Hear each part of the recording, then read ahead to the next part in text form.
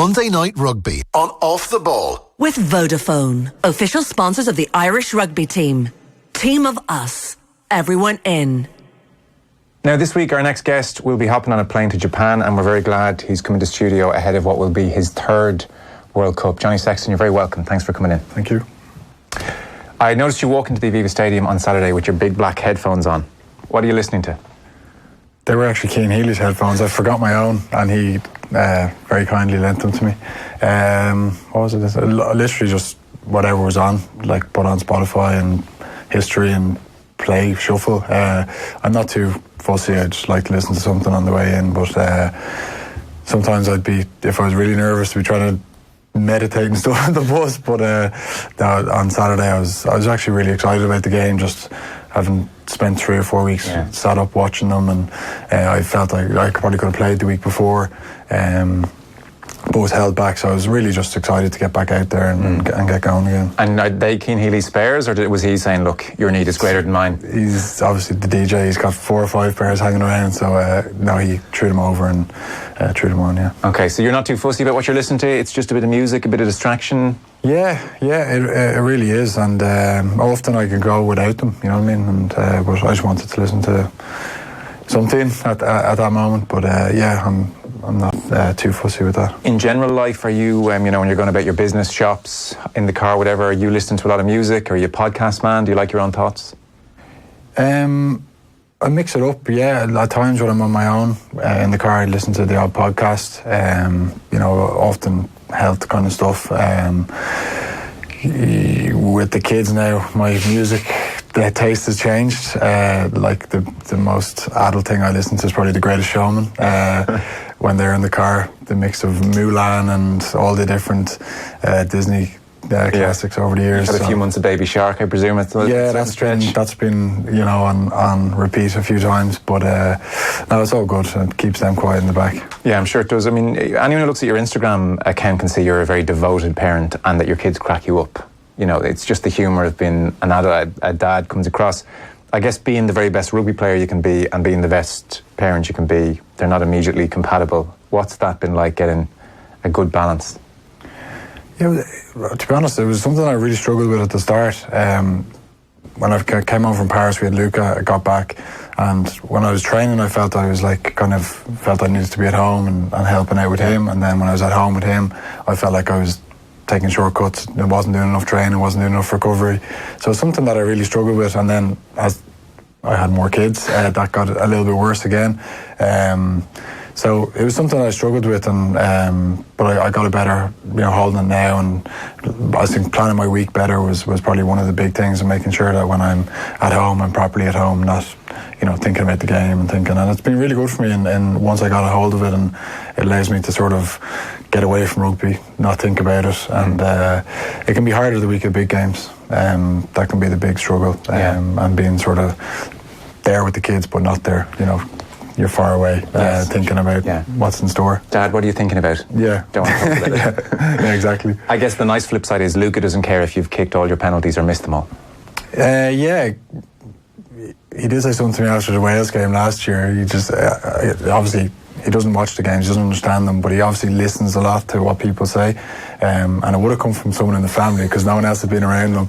And he came, I was putting him to bed, and he just goes, "Daddy, I heard you were 0 out of 10. And I said, "Oh God, that set my chain of thought off. I knew I was poor, but I didn't know I was 0 out of 10. Who were the key suspects? It was probably his uncle, so my wife's brother, or his granddad, my father-in-law. 0's harsh. Yeah. Will you go into coaching with a family? Is that, because that's even a tougher gig, I would presume. Yeah, it's something that I would love to stay in, the game. Like I said, I'd love to play for as long as I can, as long as I'm wanted and needed, and I'd love to just keep playing as long as I can. But when that finishes, I love to stay in the game. I love the game. I love being involved. But then there's the family considerations. I can't see myself, packing them all up and doing what ROG has done, for example. I can't see myself doing it now. I never say never, but it's a huge stress on a family. It is, but then you can have the other situation where you have, what Leo's done, where he's, stayed at Leinster as assistant and taken over as head coach, director of rugby, whatever his title. I'm not sure what his title is now. But those that's a dream, isn't it? Like, you know, getting to work with those young Leinster players. But we'll see what's in store. Hopefully a few more years left. I'm sure. What would attract you about coaching? Is it the idea of being a Lancaster type on the pitch, working with players, and geez, if you move 2 yards this way, this could happen? Or is it being more of a Leo Cullen and overseeing the bigger picture?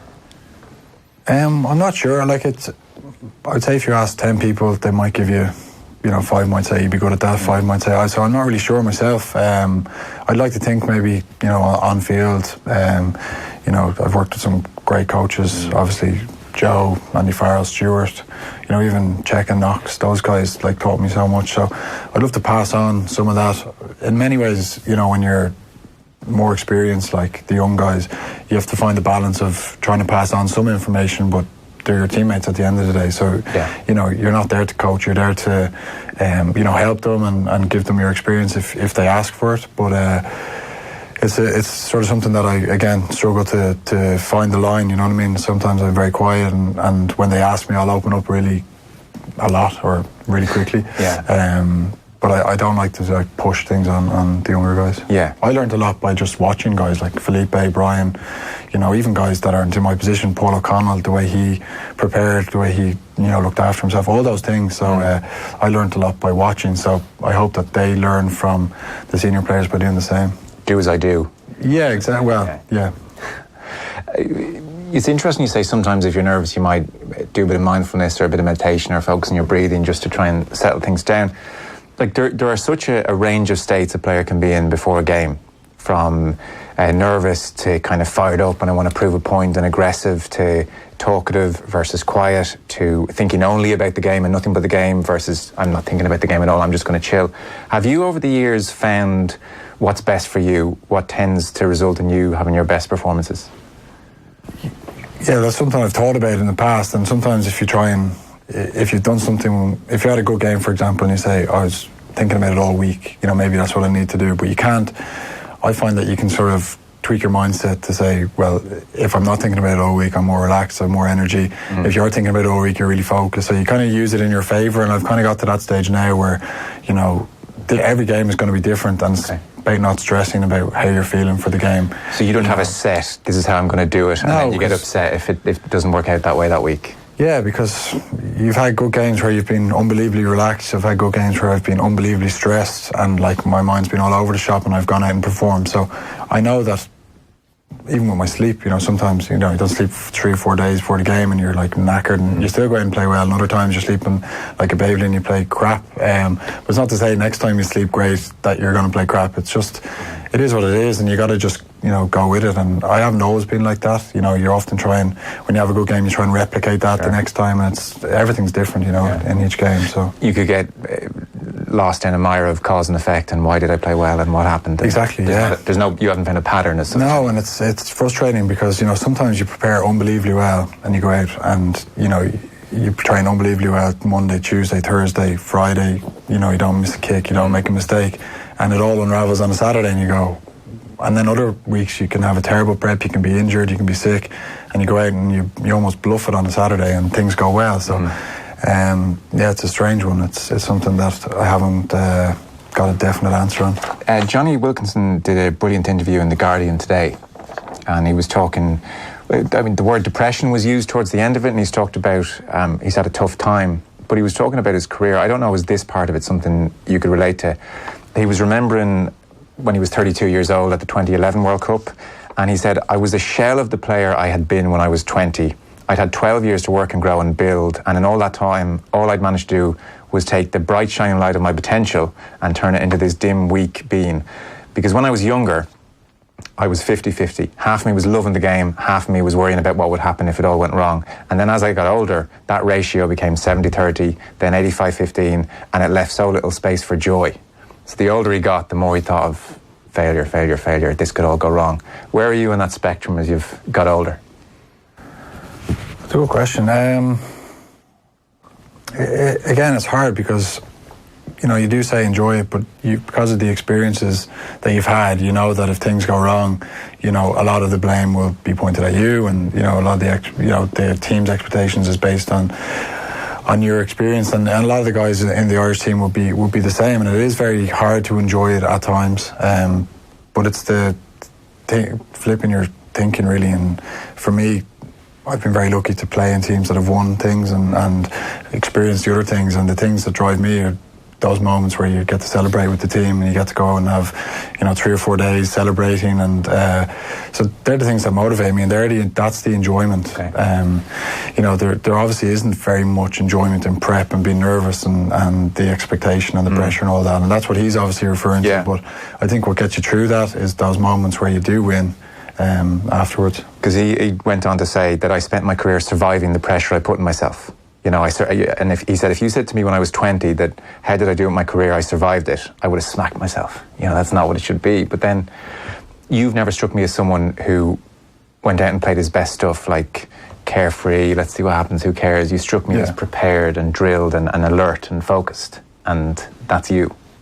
It is, yeah, and obviously, when you hear someone like that, who's arguably one of the greatest players to have played the game, I would say, it gives you some kind of, solid. You sometimes I would have looked at him as a kid, and he's like bulletproof. Yeah, like he is the golden child. Yeah, he is bulletproof. He's, in his head, he's like 100% sure of himself. And, when you hear those things, and that's one of the things about him being so honest, it teaches, other young 10s or kids or even people like me, that, your thoughts are going to get on top of you at times, and it's just about knowing that other people are thinking the same thing, and I don't think I've ever heard a sports person to not have doubts.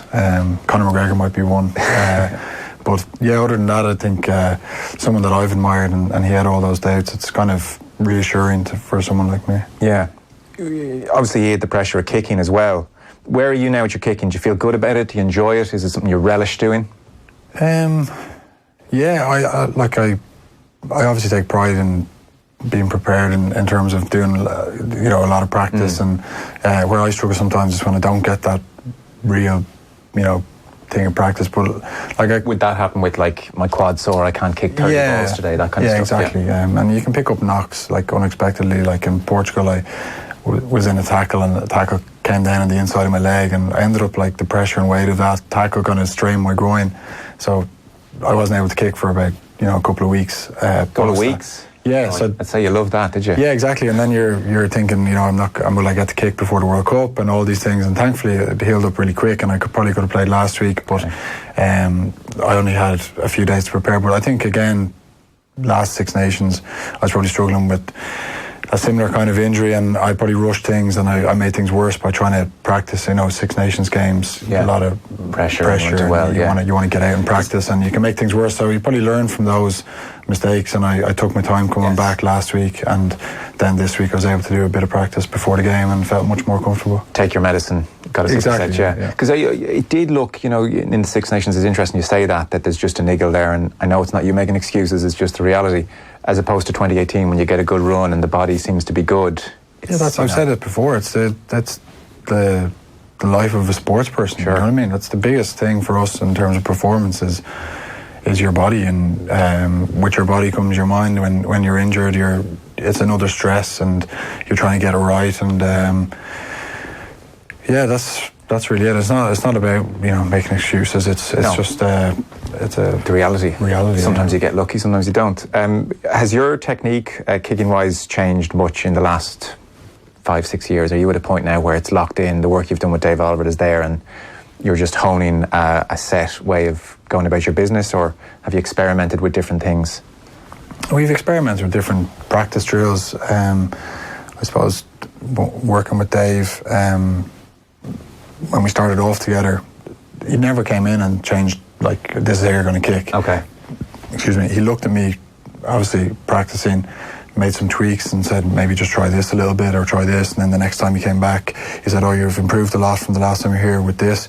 Maybe now try do, something different with your foot and sort of drill it. But I was a little bit worried when I started working with him, because I'd heard that, he was Johnny Wilkinson's coach. He's going to just break down my technique and get me to kick like him. But he's such a good coach that he never did anything like that. He just really went with what he got with me and sort of made some tweaks, and then eventually got to the stage where, when he comes over now, it's really just doing a really good focused practice session, not we wouldn't talk about technique that much, really.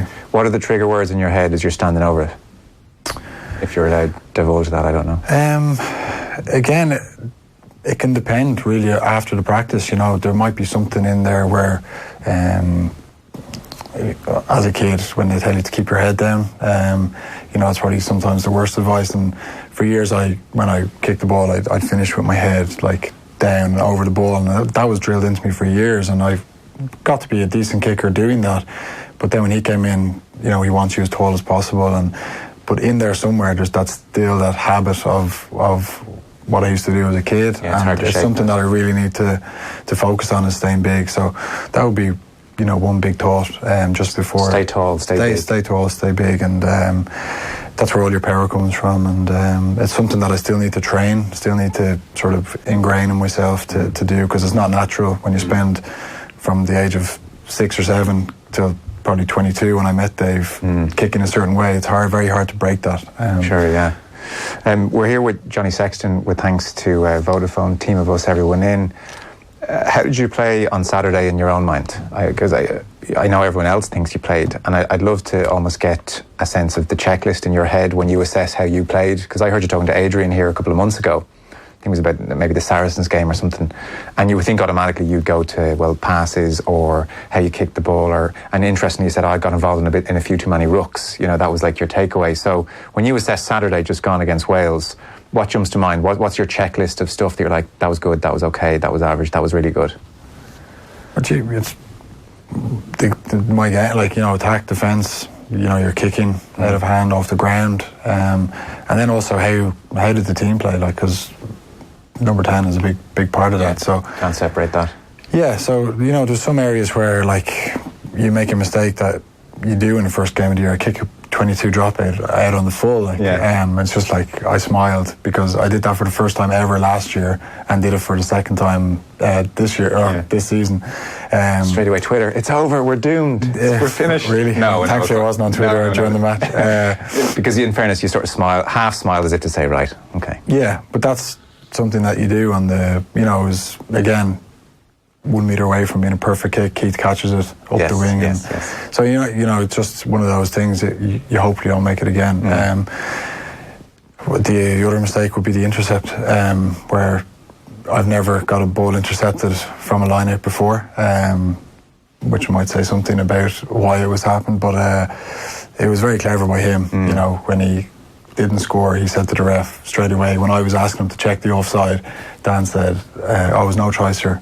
Because he knew that if he checked the try, he would go back and check the offside, and we'd have a penalty in front of the sticks. And it was unbelievably clever by him. And I was fuming. I was saying to the ref, I was like, he's tricking you, he's tricking. So I had a good laugh with Dan. I didn't trig that at all. Right. Well, I don't know if anyone would have trigged it, but just he's a clever player, and he knew that he was probably going to be offside.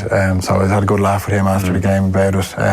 But there's a mistake that, in a big game could cost you the game, but there's nothing you could have done about it. I couldn't have given the ball any earlier or late, and when you pass to someone, you don't expect someone from the opposition backline to be in your backline.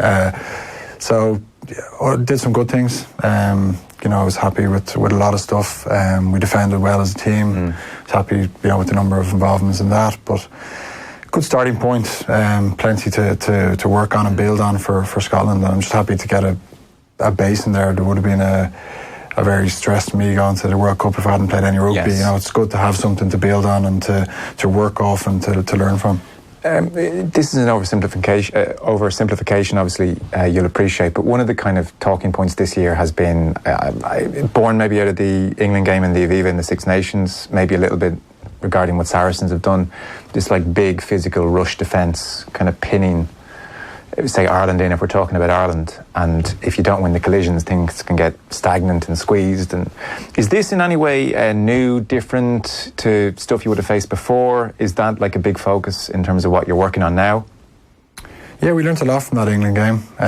We didn't really put it into as good effect over that Six Nations. There was a lot of changes post it, but you probably didn't see the benefits of it, but hopefully now you'll see it at the World Cup in terms of, when teams do put that line speed on me or the rest of the team, that we're able to deal with it a bit better and change the point of contact a bit more. And it's not often as simple as they're winning the collision. Is, you know, what we have to ask ourselves why. You know, you guys, it's your job to say we lost the collision, we lost the game. We have to go, okay, well, why did we lose them? How are we going to fix it? And thankfully, we've got some great coaches and experienced players that can all join together and come up with some answers. So we've learned to deal with it, I think, a little bit better, and hopefully you'll see that against Scotland and Japan. This is your third World Cup. How do you feel about this one compared to the previous two? What are your main thoughts about it? I'm looking forward to it. You know, I am looking forward to it. It's you wouldn't believe, you know, when you look, we're number one in the world, with all the criticism and all the doom and gloom around us over the last, 6 months. You wouldn't have expected us to be in that position going over to the World Cup. But look, we'll take great solace in the fact that we've had consistency over 2018 mainly, but we've built a good strength and depth over last season with all the changes through the Six Nations and with guys getting chances, and I think we're just looking forward to it. You know what I mean? We know it's all going on those first two games. You know, we got to get off to a good start, obviously, to get out of the group, and then we know that if we do get out of the group, that a massive test awaits us. So it's. Because you've had this incredible career. We'll talk about it some other time when you make sense of it all, and you're the reigning rugby world player of the year, and with Leinster, with Ireland, with the Lions, done some been part of some brilliant days. Yeah. And yet the weird, horrible thought is you look back in your career in the two World Cups, and for two different reasons, one injury, one pesky Ronan O'Gara, you don't start either quarter-final. And that's got to be I don't know, is unfinished business the phrase, but that's got to be a thing that's there and been on your mind, I'm sure, in the past. Yeah, of course. Both looking at those quarterfinals, both of them, you regret. You're thinking. I've said this before. Like, sometimes you can be delusional and you think, like, you should be playing, and you always feel you can make a difference. And sat there watching the Wales game, watching the Argentina game, you feel, I could have changed it. I could, but that's your self-confidence. You know what I mean? And sometimes I've had thoughts, where I was 21, I'm sitting beside Felipe Contepomi, and I'm thinking, I'm better, I can play this, and I'm not, you know what I mean? This guy was world class and I wasn't, and so sometimes your thoughts can be, wrong, but sat there watching those quarterfinals, just wished I was out there, in both of them, but hopefully things will come around again, and I might get a chance to do it this time. And it's small margins, because I heard you saying to Gavin Cumsky on the Sports Chronicle before, that Australia game where ROG obviously is a competitor and he ain't letting go easy, and it's a good kick which hits the post, and then he takes the next one and they're more kickable, and suddenly momentum, and you find yourself out of the Wales game. Like, margins, moments, it's also fine. I'd say that's one of the big things you've learned about sport, just how close success and failure are. Yeah, it's massive, and that's probably the biggest example of my career, that kick that I nailed one straight after half-time, and there was internal pressure for that kick. You'd heard Declan Kidney say, will we get him off? Yeah, it was the highest probably pressure I'd felt in a kick, and nailed it, get another kick out on, towards the sideline and take it on, and great kick, hits the post on the win, last sort of metre, and I thought it was over the whole way, and but that's sport, and ROG came on, kicked a couple of good kicks, and he retains his place for the for the Italian game, wasn't it, and then the quarters. Yeah, it can be brutal. So that rivalry. What I learned, so much from that campaign. Did you? Yeah. I needed to be more focused on myself for that World Cup. I was always looking over my shoulder, rather than just thinking about myself, getting myself right, getting my own performance right. I was half looking at him, saying how he was playing, and it was hard because there was ROG cam every time you kicked. Yeah, it was tough. It was, and again, what you learn from that. Myself and Dave got together after that World Cup, and I said it to him. I said, there was a couple of kicks where I'm lining up and behind the posts, ROG is there, and he said, next time that happens in a game, I said, I want you to have him as your target, and he just put the ball right between his eyes, and it was a great sort of visualization thing for me. So a bit surreal though, that period with the rivalry, it was crazy. Yeah, I hated. Part of me hated playing for Ireland, because you feel like half the country are against you, and you're playing for Ireland. You're doing something that you dreamt of since you were a kid, and you think that when you play for Ireland, you're going to have the full support of the country and all that. But that's wishful thinking, you know what I mean? And people weren't making it Pleasant. yeah. Well, no, they were. There was a lot of criticism. There was a lot of scrutiny. Yeah, exactly. Yeah. And obviously, because Rog was such a great servant to Irish rugby and so many games before me, so it made it difficult. I'm sure, yeah, because you would come to associate it with, oh, geez, every time I go and play for Ireland, there's the comparisons. Whereas with Leinster, I can just play my game. Yeah. Are you so that rivalry, and I have not brought you in here to talk about the ROG rivalry. Has that informed how, Joey Carbery is coming for you? Like, that's the brutality of professional sport. He wants your jersey. I'm sure you get on fine. Have you said to yourself, well, I don't want this rivalry with Carbery to go from healthy and us driving each other on in a good way to unhealthy, whereby we're thinking too much about each other and what's he doing and how's he looking and that kind of stuff? Or how have you treated being in the ROG position now with younger guys coming through? That's what I got to learn from it. You always have, I wouldn't change anything all over my career. You even talk about those lows. They helped me do things that, I achieved in later years, you know what I mean? So as much as you'd love to go and change them, they're part of you. And what I have to take now is really focusing on myself. And obviously if Joey, keeps improving and if Joe or Andy Farrell, when the next coach goes, look, we're going with Joey. If I've given my all and I've focused on myself and made sure I keep trying to improve, and he takes the number 10 jersey, well then I can live with myself. You know what I mean? But if I get all hell bent on looking at him every step of the way and wondering, he will take it sooner rather than later. It'll affect your form. Yeah, I think so. Yeah, the kind of thing where you would have said to him at any stage, listen, obviously, look, no hard feelings, mate. We're both going to go gung ho here. Let's keep it friendly. Does that need to be said out loud, or is that's making it a thing? I get on really well with Joey. We were teammates. We got to remember with Leinster, not so long ago, and playing in the same team, and it was Stuart's sort of idea of having two guys that can play either side of the ball, either side of rucks, and make our attack even better. And I would have. Talked to him a lot around, different things that, I wanted from him, and, how can I get you into the game more and make sure if you're a first receiver, just boss it and I'll just slip out one, you know what I mean? Yes, okay. So we were great, and I gave him, he was bouncing stuff off me when he was deciding when he was going to stay or go, and he said, go. Yeah, exactly, yeah. Give me a couple more years in Leinster. I just said to him, look, whatever decision you make, you'll make it right.